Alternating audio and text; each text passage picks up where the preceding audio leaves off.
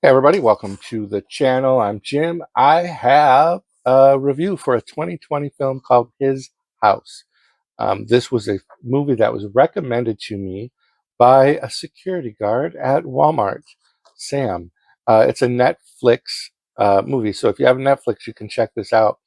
Um, it is about a refugee couple that making a harrowing escape from war-torn South Sudan, and then they struggle to adjust to their new life in an English town that has an evil lurking beneath the surface. Directed and written by Remy Weeks. Also writing credits go to Felicity Evans and Toby Venables. It stars Soap Durasu and Wunmi Musaku as the two main characters, and Matt Smith is in this, and he plays their liaison between adapting to fitting into their new life in England from Sudan. Javier Botet plays the witch, and there are some other characters listed. Um, that I don't they're just kind of background. The main focus is the character Bol Majur, played by Sop Dirasu and Wunmi Musaku.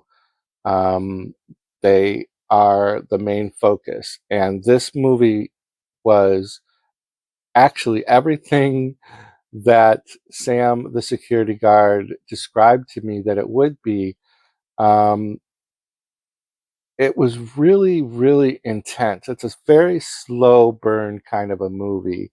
Um, I didn't know what to expect about it going in because you get a feel that it's going to be like a haunted house kind of a situation, but it's not necessarily about the house, his house being haunted.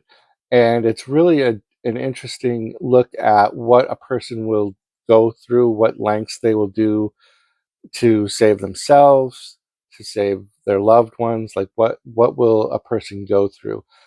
Um, there's a lot of visual stunning things in this because we have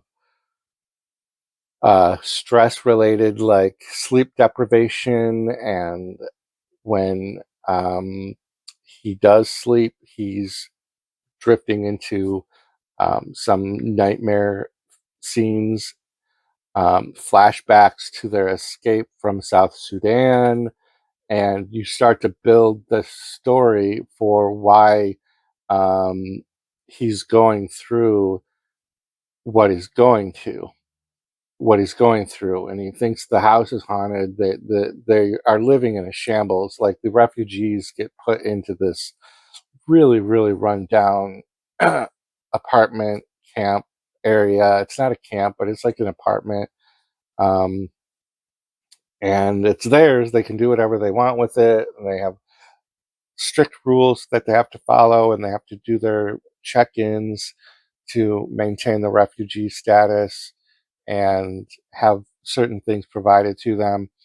But this movie is a great example of movies that I like, and I call this Descent into Madness. So the character Bull, um, we meet at the beginning of the film where they're escaping South Sudan, and then we see the interview process for who's going to be allowed refugee status in the UK, and they go through that process, and then we meet Matt Smith, who also explains the rules, and it's a very methodical process. But then as things start building and the stress, and we're like, why is this happening? Because it doesn't start happening until they get into this apartment, this house, and the backstory I can't share. I can't even give any kind of clues because it will take away from the story. and there's such a deep story here, and there's like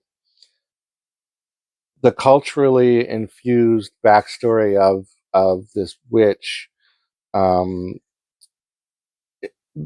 is really good. There's a sequence in the film where Bull and his wife Ra-Il, um, she's explaining a story about a man who steals something from someone who turned out to be a witch, and that because the person stole from the witch was going to basically haunt them and follow them wherever they went until the thief made things correct.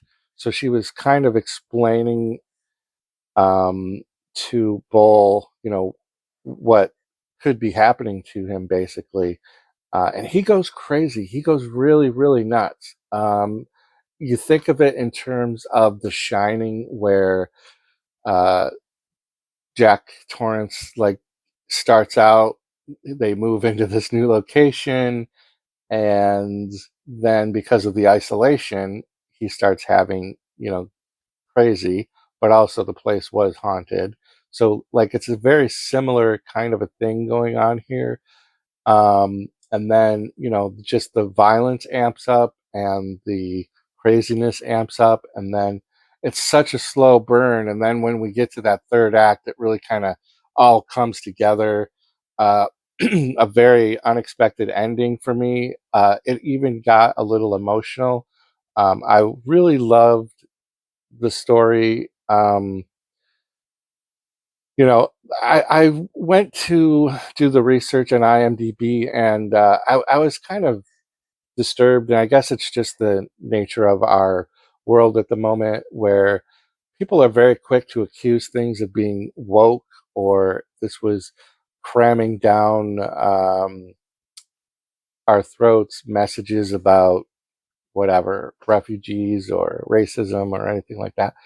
And I don't know, maybe I'm just naive. I didn't get any of that from this movie, and I usually do tell, and I can tell when a movie has like an agenda behind it, but this does not.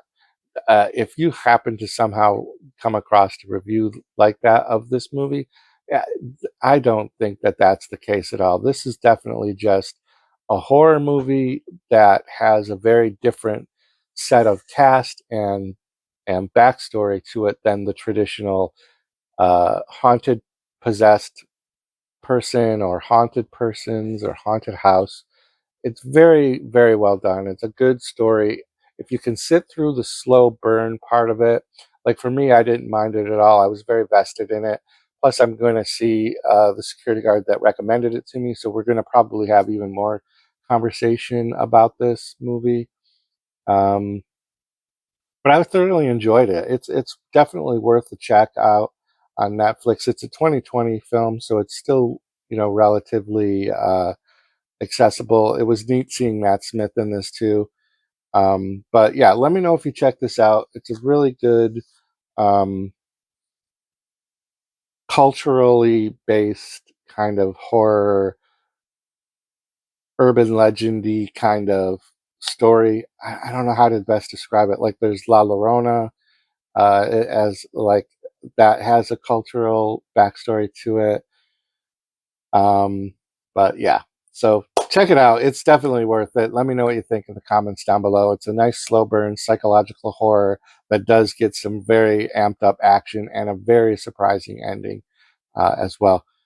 So yeah, His House on Netflix. Row 18, plot 20.